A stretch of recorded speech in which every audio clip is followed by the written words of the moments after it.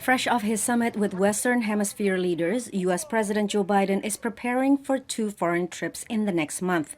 The G7 summit in Germany and a NATO meeting in Spain at the end of June, followed by a mid-July visit to Israel, the West Bank, and Saudi Arabia, where he will participate in a summit of the Gulf Cooperation Council. That's the reason I'm going, and it has to do with national security for them, for Israelis.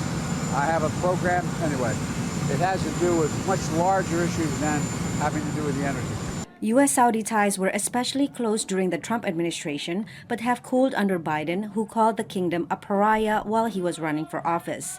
Ties were further strained after the 2018 slaying of journalist Jamal Khashoggi, which U.S. intelligence determined had been approved by Crown Prince Mohammed bin Salman.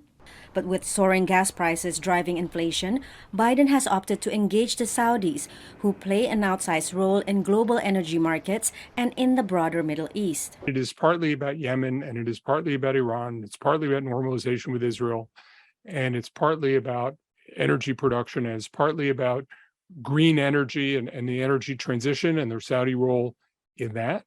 And it's partly about economic development, economic partnerships, and it's partly about the rising role of women in Saudi Arabia. Biden will fly directly from Israel, America's closest ally in the Middle East, to Jeddah, Saudi Arabia, a first for a U.S. president, following Trump's 2017 historic flight from Riyadh to Tel Aviv.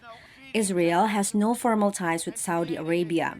Washington has been engaged in quiet diplomacy to expand the Abraham Accords, a Trump administration agreement for Arab states to normalize relations with Israel. I would temper the expectations that there would be a major breakthrough at this point, just because what I hear from Saudis is some deep reservations about the lack of progress on the Palestinian front, as well as the ongoing instability in places like Jerusalem.